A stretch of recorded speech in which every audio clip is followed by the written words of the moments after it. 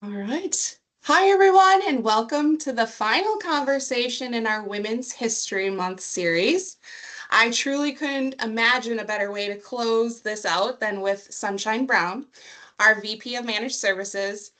Throughout this month, we've highlighted real leadership stories, honest moments, and different paths into leadership and what those look like. And Sunshine's perspective brings everything together in a really meaningful way. Sunshine, thank you so much for being here and for helping us close out the series. Thanks, Kat. Very excited to get to be a part of it. Amazing. And I'm excited to jump in. So, what's something women in leadership don't always feel comfortable saying out loud? Let's see. At least personally for me, I think one of the things maybe we shy away from talking about is that it's okay for work and our career to not be our priority.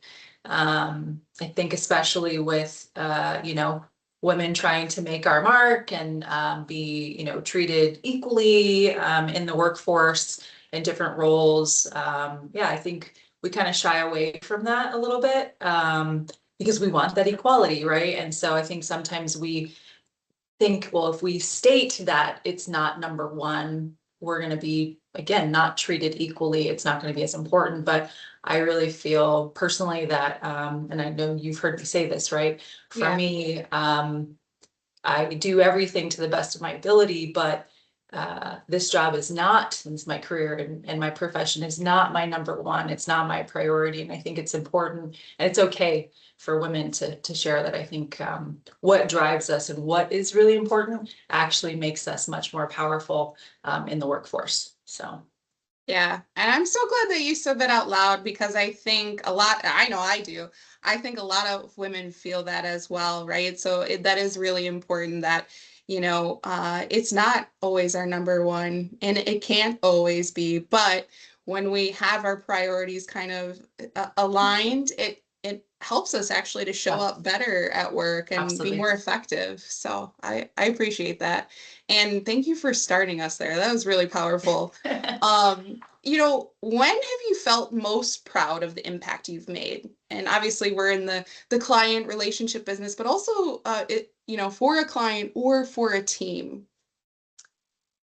Um, there's a couple of moments, but I'll kind of generalize first and then I'll give a couple examples. I think I've been really proud in certain situations, making an impact. I mean, I've been on the services side, project management, all those things, seeing, go lives and those things. But I think for me personally, being able to see someone on my team in particular who maybe didn't think they had it in them to take on a challenge, take on a new skill, take on a new role. That is really, I love it. Yeah. I think one of my strengths, I guess, is seeing certain things and skills in people that maybe they do see it in themselves, but maybe they, haven't stepped out in it yet.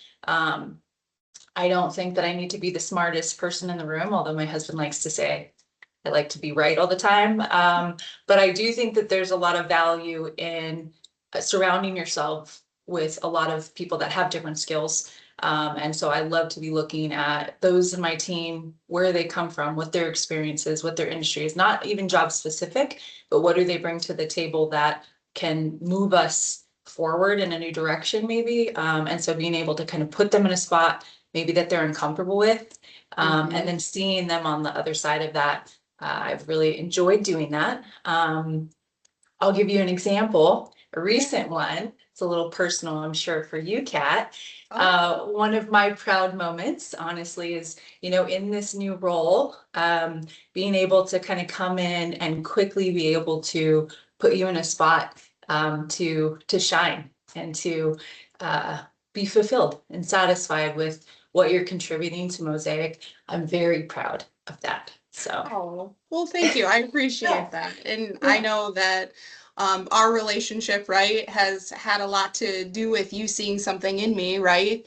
That's allowed me to kind of have a light bulb moment of like, oh my gosh, this resonates with me. And then that's where I can show up with like that passion, right? yeah. And so when I'm thinking about it, it highlights people. You know, you see something in someone, and it's not always about driving those like results, because I think some of that comes as a really beautiful like ripple effect of like then you get Absolutely. to see the results, and then that's kind of like that full circle moment. I know that I've experienced that too myself, with Yeah. those that I've led here, as well. So, well, I really appreciate that. And it actually leads really nicely into my next question for you. Can you share with us a little bit about your role as VP of Managed Services at Mosaic and what leadership looks like for you in that seat? Yes, so I've been in the spot for, let's see, since December. So VP of Managed Services, I've been highly focused on honestly just trying to make it easier for clients to do business with us. And however that looks, right? So from pre-sales and sales and contracting, but then also making it easier internally to put the right person on the right project, and really highlighting the skills that our team brings to projects. And encouraging, you know, all of us really to continue to add value to those relationships. Managed services is all about relationships with our clients, right? And not just, you know, what does the client need from us today, but what do they need from us for, you know, tomorrow and ongoing, and how are we continuing to, as a partner, you know, add to that relationship, right? Not just continuing to do what we have always done, but forward looking on what clients might need from us, you know, and their organization, maybe not even just related to UKG, but, you know, as we're talking about just different services that we can supplement and wrap around what we offer. It's been a lot of fun. Yeah, absolutely. And I know that I appreciate how grounded your leadership approach is, like even at the level that you're at, right? It's been very fun to see you kind of like get into the weeds with us a little bit some days, because it's helped grow us as leaders as well and help grow the organization. So I'm just very thankful for you being here and being a part of the team. Which brings us to the real side of leadership. Uh, so what's been Uh-oh. one, yeah, right? What's been one challenge you didn't expect when you stepped into leadership? Just generally or here at Mosaic? Just generally, even past Generally. experiences too. Yeah, timely question, actually. A challenge that you don't expect, you know, uh, I think a lot of times when you have two types of people, right? I think that go into leadership. One who they aspire to be a leader, right? For whatever reason that might be. And then one I think that are find themselves in leadership. Again, however that comes to be.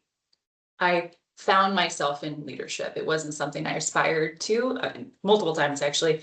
Um, and I think one of the challenges that you don't expect is um, maybe taking on too much a burden for, you know, your people. Maybe that isn't Yeah, is a little unhealthy. You know what I mean? yeah, And I think something that we don't talk about maybe well enough, or when, especially when you kind of find yourself in leadership, is that you do your team a disservice when you take on too much and don't allow them to rise to the occasion. What I mean by that is, in the past, I have found myself, you know, kind of burn out a little bit in leadership because, you know, there are things that I can't control yeah, in the market, in the ecosystem, right? Things similar to what's happened at Mosaic recently. And you begin to feel like it's your responsibility to protect your people, yeah, and being a woman of faith, as a leader, you know, I've had to learn that it's okay that you can't always protect your people.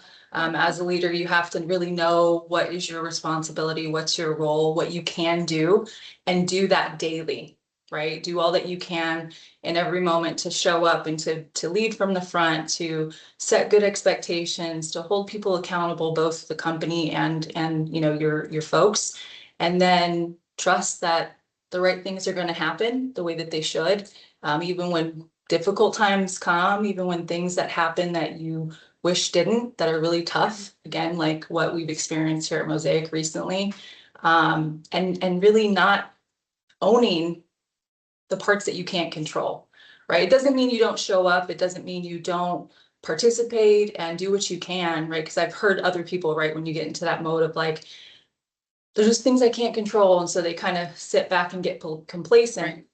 That's not what I'm talking about. I'm just talking about like just understanding that sometimes there are going to be things that are out of your control, but things are going to work out, you know, Yes. and being able to have that balance so that you can lead in the times that feel unstable and you can exhibit confidence in the future. I think that's been a challenge, but it's something that I've had to learn along the way. So Yeah, yeah, it's definitely one of those things that like if you don't go through that experience and you maybe stumbled or skinned your knees or whatever, in the past, you're always better off for it, right? When you kind of practice that or put that into practice and you go through it, I yeah, think it makes it, it never lessens it, right? Like it doesn't always make it easier for the next, but you at least kind of know how to pick yourself back up and you can kind of do that self-talk of like, this is going to be okay. We are yeah, going to be okay. yes. And things are going to keep moving. So I appreciate that. It's such an honest answer. And I appreciate you sharing that. And it's something, again, that not everyone talks about, which is what we've really highlighted in this series as well. My last question for you would be, what advice would you give to women who are growing into leadership roles or maybe just starting out? What advice?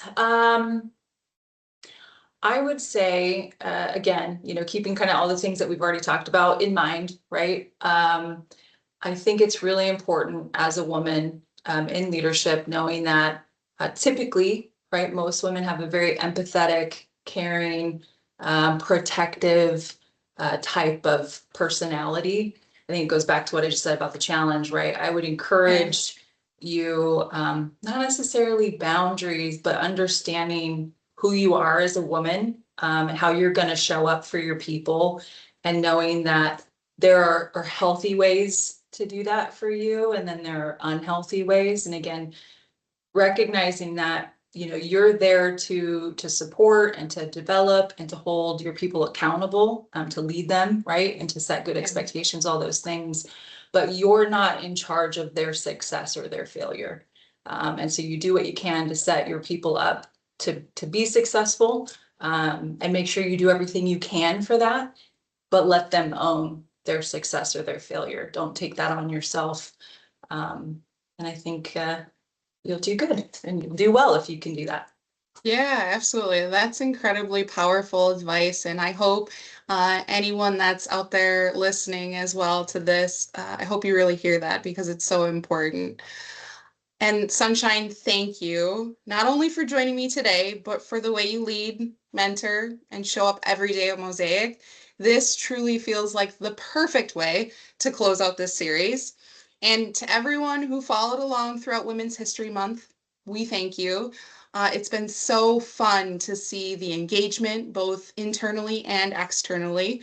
And our hope with this series was to spotlight real leadership journeys, the honest conversations, and the many ways women lead with strength, impact, and authenticity. If there's one takeaway I hope everyone leaves with, it's this: leadership doesn't require perfection, it requires courage, intention, and the willingness to keep growing. Just really appreciate everyone for being a part of this journey with us. And please follow us along. I know that we will have more things to come down the pipeline. Thanks, Kat.